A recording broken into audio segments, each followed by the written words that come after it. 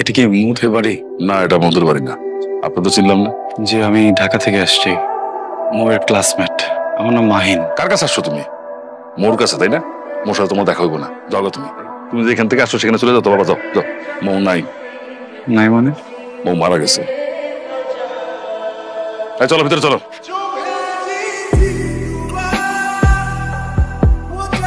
পোলারা দেখো বৃষ্টিতে ভিজা কেমন শীতে কাঁপতাছে, আমার না খুব খারাপ লাগতেছে।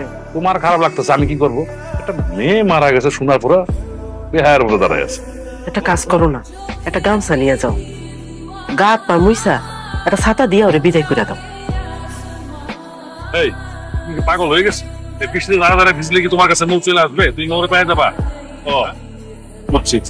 এই ধরো, এই 500 টাকা রাখো, রাখো হাত ধরো। বাজারের পাশে বাস স্ট্যান্ড আছে, সেখানে যাও গিয়ে গাড়ি তুই টাকা চলে যাও। মোর কি হয়েছিল? মোর কি হয়েছিল সেটা আমারও জিজ্ঞেস করতেছো কেন? মৌরে যা জিজ্ঞেস করো। আপনি আমাকে বলবেন মোর খবরটা কোথায়?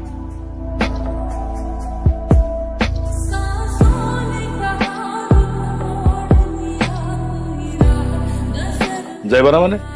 এটা কোনো কথা হইলো রে বাবা? কালকে জ্বরে কাঁপতেছিলা, বেহুশের মতো পড়েছিলা, তাই ঘরে আইনা কাপড় চোপড় বদলে শুইতে দিছি। আর এখন বসে যাইবা না? তোমার কাছে হাত জোর করে অনুরোধ করি বাবা, তুমি যাও গা। তারপরও যদি তুমি না যাও, তোমার কেমনে বিদায় করতে হয় সেটা আমি জানি। কিন্তু এলন, খাবারটা খায়ালন। আপনি যদি খাবারটা খান তাহলে আপনার একটা খুশি সংবাদ দিব, যেটা শুই না আপনার মনটা ভালো হয়ে যাইব। কি সংবাদ? আব্বা আপনারে মিথ্যা কথা কইছে, মো আপুর কিচ্ছু হয় নাই। ওই যে কবরটা দেখেন না, ওইটা আমার দাদুর কবর। আপা সবাইরে কয়ে গেছে আপনি যেদিন আইবেন আপনার এই কথা কইতে যে আপা মারা গেছে। আমাকে তোমার আপুর কাছে নিয়ে চল। আচ্ছা, আমি একটু বেরোচ্ছি। আপনার খাবার রেডি আছে, আপনি খেয়ে যান। আলগা পিরিত দেখাবান, যখন পিরিত দেখানোর সময় তখন তো দেখাও, এখন তো আলগা পিরিত কেন দেখাও? আরশি, তুই এখানে কি করতেছিস? মামামি শরীর ভালো তো? তো ঝামেলা হয়েছে কোনো বাসায়? না আপা, কোনো সমস্যা হয় নাই, আমারে মাফ করে দিও। আরশি, কি করছিস সেটা? তুই নিয়ে আসছিস কেন রে? কতবার বুঝায় বলছি না? কি বলছি আর কি করলি? নিয়ে যা এখান থেকে, তাড়াতাড়ি নিয়ে যা। আমি জোর করছি, তোমার সাথে একটু কথা ছিল। হ্যাঁ, তুমি এখান থেকে চলে যাও। কেন করছো এমন? এখন এগুলা কথা বলার সময় নেই, তুমি যাও এখান থেকে, যাও। তা আমার তো কিছু কথা ছিল। কোনো কথা হবে না এখানে মাহিন, তুমি এখান থেকে চলে যাও প্লিজ। একটা প্রশ্ন। কোনো প্রশ্ন হবে না, কোনো কথা হবে না, তুমি যাও এখান থেকে, যাও। আমি উত্তর না নিয়ে যাবো না। ঠিক আছে, থাকো।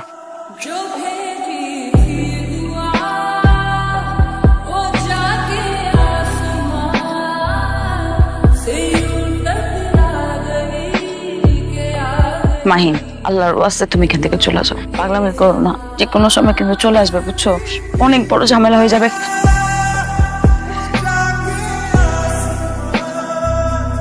কি নাম তোমার? মৌ। সুন্দর। তুমি তো অনেক লক্ষ্মী, শান্ত, সুন্দর, এই জন্য তোমাকে ভালো লাগছে।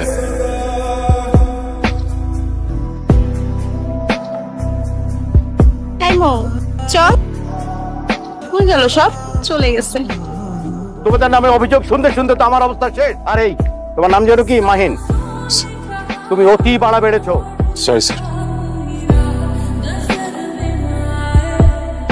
কেমন আছো তুমি? ভালো। আমি ভালো নাই, গতকাল থেকে অনেক জ্বর। তোমার জ্বর আমার ছোটবেলার সমস্যা। কাউকে যদি কিছু বলতে চাই আর বলতে না পারি, তখন খুব জ্বর আসে। আই লাভ ইউ মৌ, অনেক ভালোবাসি। Will you be mine? Sorry, জোর করে তো ভালোবাসা পাওয়া যায় না, তাই না? It's okay. আমি আর কখনোই এসব বলবো না বা তোমার সামনেও আসবো না। I love you two.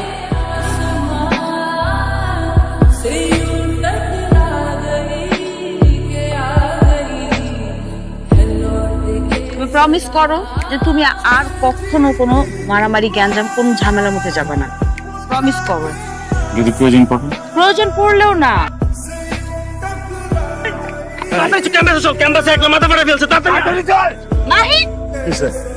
আজকে না প্লিজ। আঙ্কেল, মাহিনের সাথে তো আসলে যোগাযোগ করতে পারছি না। ওর শরীরের কি অবস্থা এখন? মাহিনের শরীরের খোঁজ তোমার আর না নিলেও চলবে। তোমাদের মতো মেয়েকে আমি খুব ভালো করে চিনি। তোমাদের একটাই টার্গেট থাকে যে ঢাকায় এসে একটা বড় লোকের ছেলেকে যে কোনো ভাবে হোক পটানো, তারপর Thailand, Singapore, Europe, America, Dubai. তোমাদের মতন মেয়েদের জীবনের লক্ষ্য তো একটাই, টাকা। তুমি গ্রাম থেকে উঠে এসে আমার ছেলেকে তুমি পটিয়ে ফেলবে, আর আমি বুঝবো না তোমার উদ্দেশ্য। Very sad. বাইরে আমার 4টি পালা কুকুর দাঁড়িয়ে আছে, তুমি যদি ওদের খাবার হতে না চাও তাহলে আজ এক্ষুনি তুমি শহর ছেড়ে চলে যাবে। আর কখনো তুমি মাহিনের সাথে যোগাযোগ করার চেষ্টা করবে না। যদি করো তাহলে শুধু তুমি না, তোমার জ্ঞাতি গোষ্ঠী সহ, তোমার মামার বাড়ির সবাইকে সহ একদম মাটির 3 হাত নিচে আমি গেড়ে দেব। উপস্থিত মুরব্বী আমরা, আপনারা তো সবই শুনলেন, সবই জানলেন, আর ওরা শাস্তিও তো দেওয়া হয়েছে অনেক। আমি বলতে চাইছিলাম কি, বাইরের মানুষ, এবার ওরা আমরা বিদায় করে দিই, ছেড়ে দিই ওরা। আমার আপনি এটা কি কইতেছেন? তো ওরা সাহস আমার বাড়িতে ঢুকে আমার বইয়ের লাগে যাতা খুশি করবো, ওরে আমি কাইটটা গাঙে ভাষায় দেবো। ওর গায়ে কোনো হাত দিবেন না। আমার যত খুশি মারেন, কোনো অসুবিধা নেই, কিন্তু ওর গায়ে কোনো হাত দিবেন না। আমার কথা আমি বাজারে নিয়ে ঝুলে রাখি, যাতে এলাকার সমস্ত পুরুষ মানুষ দেখে আর ভয় পায়, জীবনে যাতে কোনোদিন বউর ভ্যান না তোলে। অন্যায় যা করার সব আমি করছি। আমি তোর লগে অনেক বড় অন্যায় করে ফেলেছি রে মা।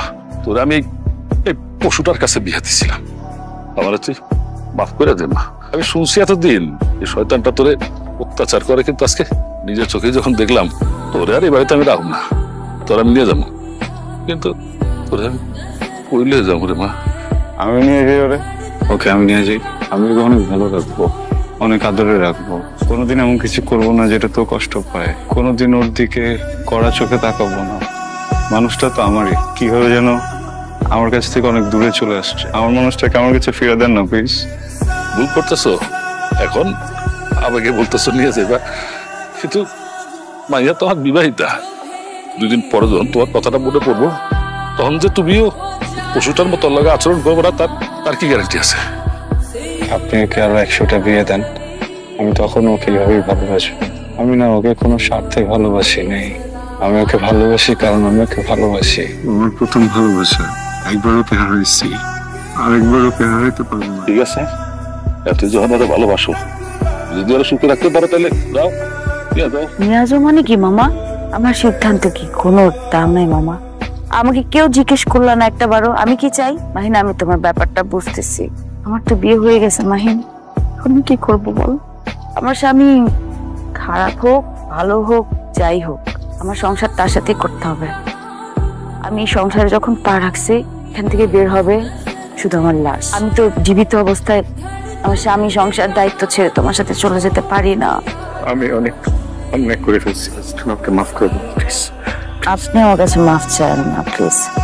আমি কোনোভাবে এখান থেকে কোথাও যাব না, আপনি নিশ্চিন্ত থাকেন।